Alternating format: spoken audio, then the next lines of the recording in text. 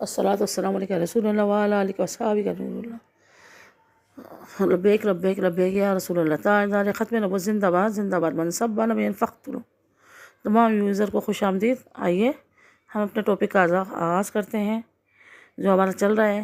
یہ ختم شدہ ہے، آخری قسط ہے، آخری پارٹ ہے، لاسٹ پارٹ ہے، 26واں پارٹ ہے۔ اب اس کے بعد انشاءاللہ تعالی ہماری سورہ آل عمران یا کوئی اور ٹاپک آیا وہ ہم شروع کریں گے۔ یہ سفر عمرہ ہمارا ختم ہو رہا ہے۔ اب یہ کہ آخری دن تھا، اب جمعہ آتا ہے، تو شب جمعہ میں نے ہمیں ہفتے کو ہماری واپسی تھی اور شب جمعہ میں نے وہیں گزاری، کہ جمعے کو زیادہ سے درود پڑھنا، عبادت کرنا، کافی ساری صورتیں جو میں اپنے گروپ میں بھی سینڈ کرتی ہوں۔ آپ کو گروپ میں ایڈ ہونا ہے تو آپ مجھ سے رابطہ کریں، کمنٹ میں بتائیں، میں آپ کو اپنا نمبر سینڈ کر دوں گی تو آپ میرے گروپ میں ایڈ ہو جائیے، واٹس ایپ گروپ میں۔ تو آپ کو روزانہ کی بنیاد پہ دینی و اسلامی و شرعی معلومات ملے گی اس میں۔ تو یہ کہ میں ظاہر ہے جب میں خود عمل نہ کروں، لوگوں کو بتاؤں، گروپ والوں کو، تو یہ تو اچھی بات نہیں نا۔ میں نے پہلے عمل شروع کیے تو گروپ میں میں نے بتانا شروع کیا۔ تو سورہ کہف، سورہ مزمل، سورہ رحمان، سورہ واقعہ، سورہ یاسین، سورہ دخان، سورہ ملک، یہ سب شب جمعہ کو الحمدللہ اللہ عز و جل میرا معمول ہے، اور میں گروپ میں بھی شیئر کرتی ہوں تاکہ لوگ پڑھیں، مجھے بھی ثواب ملے۔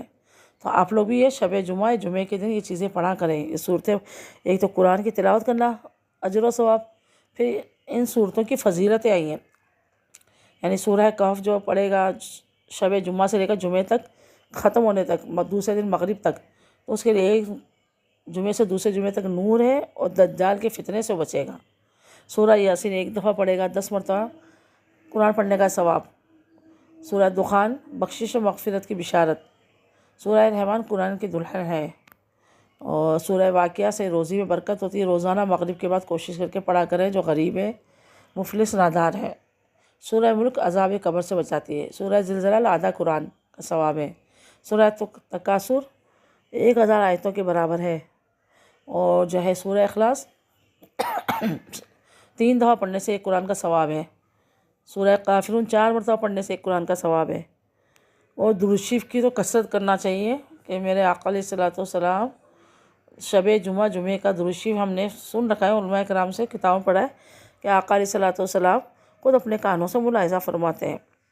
اور استغفار کریں اور بھی پڑھیں وظائف وغیرہ، تو زیادہ سے زیادہ قرآن کی تلاوت کرا کریں۔ تو اب میرا شب جمعے کو تو میں خاص اہتمام کرتی ہوں، جو مجھ سے ہوتا ہے اللہ تعالیٰ کی عبادت، درود شریف وغیرہ۔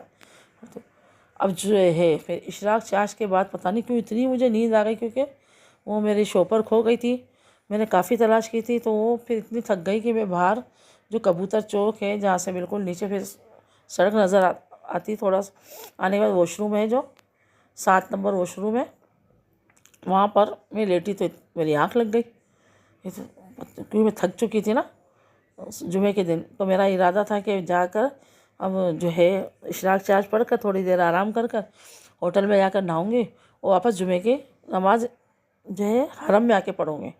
اب وہ آنکھ لگ گئی تو 11 بجے 11:30 بجے میری آنکھ کھلی، تو تپش آ گئی تھی، دھوپ آ گئی تھی، پھر وہ صفائی والے بھی آ گئے تھے، تو میں نے دیکھا تو 11:30 بج گئی، تو میں پھر اتری تو 11:30 بجے سارے روڈ بھی لوگ، روڈوں پہ عوام جمع نماز پڑھنے کے لیے جمعے کی، کیونکہ 12:00 پر تو ظہر ہو جاتی تھی، جماعت تھوڑی دیر میں جماعت شروع ہو جاتی تھی، وقت ہو جاتا، اس سے پہلے خطبہ اور یہ سنتیں وغیرہ۔ تو اب مجھے کہیں جگہ ہی نہیں ملی، حالانکہ صرف چند منٹ کی مسافت پر ہمارا ہوٹل تھا کبوتر چوک پہ، یہاں تو عوام ہی عوام بھری پڑی، یہ کیا کروں؟ اب کافی حد تک میں نیچے اتر گئی تھی۔ اب میں نے وہاں کی حرم کی کرسی لی ہوئی تھی کہ اس کے سہارے میں چل رہی تھی، کرسی کے سہارے، کرسی پر میں اپنا وزن رکھ کر کرسی چلتی رہتی ہے، اس کے پیچھے پیچھے میں چلتی ہوں جب ویل چیئر نہیں ہوتی تو، تاکہ میرا ہاتھوں گھٹنوں کا وزن، گھٹنوں پہ وزن نہ پڑے، ہاتھوں کے سہارے سے میں چلتی ہوں۔ تو کرسی لے کر آئی، وہ کرسی جانے کی جگہ نہیں، کرسی کو کیسے گھسیٹوں، لوگوں کے لگے گی۔ پھر میں سامنے جو بلڈنگ عمر ہے، عمر فندق، اس میں چلے گئی، تو وہاں کی لابی بھری ہوئی، نیچے گیلری پوری لابی بھری ہوئی عورتوں سے، تو اس لابی میں عورتیں اور باہر سڑک پر مرد۔ بڑی مشکل سے میں نے کرسی وہیں چھوڑی، میں کہ انتظامیہ لے جائیں گے، خادم وغیرہ صفائی کرنے والے، اب میں کرسی کہاں لے کے جاؤں، جگہ ہی نہیں ہے۔ यहाँ पे تو میں نے اسی ہوٹل میں کرسی چھوڑی، اور پھر میں جو ہے ان کے بیچ میں کے ہجوم میں سے بڑی مشکل سے گرتی پڑتی راستہ بنا کر میں ہوٹل پہنچی، تو 12:30 بج گئے، اذان ہو گئی۔ تو میرے فیملی نے، بھائی بھتیجے نے کہا کہ آپ کیوں آ گئی، اب تو جانا مشکل ہو جائے گا۔ میں کہ ہاں بڑی مشکل سے آئی ہوں، کہ آپ وہیں رہتی؟ میں کہ میں غسل بنانے آئی ہوں کہ کل تو ٹائم نہیں ہوگا، کل صبح گاڑی آ جائے گی، آج جمعہ بھی ہے۔ تو پھر بھائی وغیرہ چلے گئے تھے، لیڈیز کی جانے کا موقع نہیں ملا حرم میں۔ پھر میں غسل وغیرہ بنایا اور جمعے کے لیے حرم میں آئی، تو اس وقت خالی ہو چکا تھا 3 بجے کے قریب۔ تو میں نے اپنی نماز ادا کی ظہر، اور میں گھر پہ کے آ گئی تھی، تو انہوں نے کہا تھا آپ جلدی آ جانا، صبح 10 بجے 9 بجے بس آ جائے گی جانے کے لیے، ٹھیک ہے۔ پھر رات کو رکی، میں کا آخری طواف اس فجر کے بعد طواف کیا، آخری الوداعی طواف، اور اشراق چاش پڑھی، اور جلدی میں ہوٹل آئی۔ ہوٹل میں بھی سب تیار تھے، بیگ وغیرہ تو ہم نے پہلے ہی تیار کر لیے تھے، سارے وزن وغیرہ کروا کر ریڈی تھے۔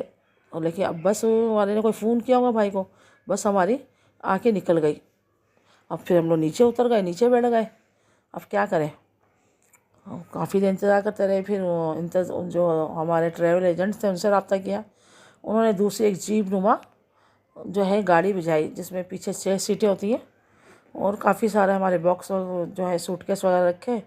اب ظہر ہو چکی تھی، تو ہم نے نیچے ہوٹل کی لابی میں، نیچے ہی لاؤنج کے اندر ظہر کی نماز ادا کی، اور ہم لوگ جدہ کے ایئرپورٹ پہ چلے گئے۔ جدہ میں ٹائم لگا، تو مجھے تو پھر نماز کی، میں نے نماز کی جگہ وہاں کے خادم ہوتے ہیں صفائی کرنے والے، میں ان سے رہنمائی لے لیتی تھی، جن کو اردو بولنا آتا۔ وہ ایک دوسرے کا جن کو نہیں آتا وہ کہتا نہیں اردو نہ، عربی انگلش۔ پھر میں اردو پوچھنے والے جو سمجھتے تھے، ظاہر پہچان ہوئے تھے کہ انڈین ہے، پاکستانی ہے، بنگلہ دیشی ہے، ہمارے اپنے ہیں۔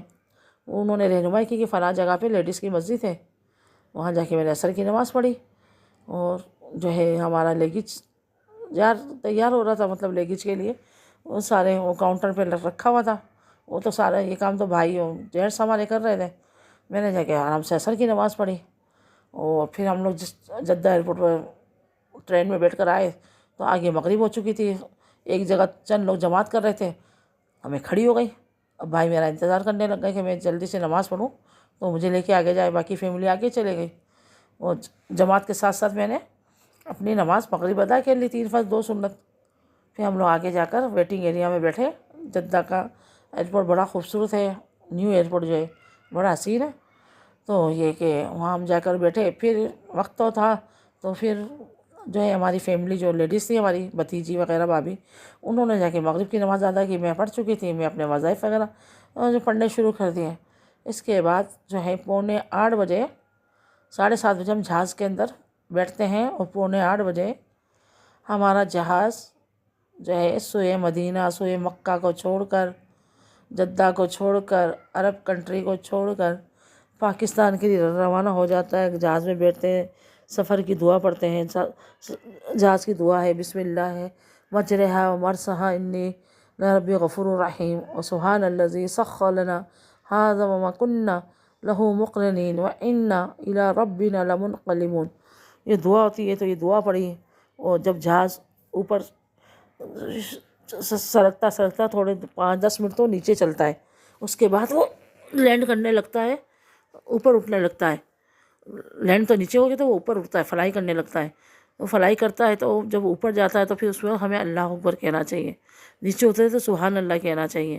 یہ میں نے آپ کو پہلے بھی بتائے تھے، دوبارہ میں بتاتی ہوں، تاکہ ضروری نہیں جہاز کے لیے آپ اپنے گھر کی سیڑھیوں پہ چڑھ رہے ہیں، اوپر چڑھ رہے ہیں اللہ اکبر، نیچے اتر رہے ہیں سبحان اللہ۔ آپ کسی پل پر، برج پر، ہم لوگ سفر تو کرتے ہیں، برج آتے رہتے ہیں، ہمارے شہر کراچی میں کافی برج ہیں، اور وہاں عرب میں مکہ مدینہ میں کافی سارے برج تھے، تو وہ قبری کہتے ہیں عربی میں برج کو، اور ہم لوگ اردو میں پل کہتے ہیں، اور انگلش میں برج کہتے ہیں۔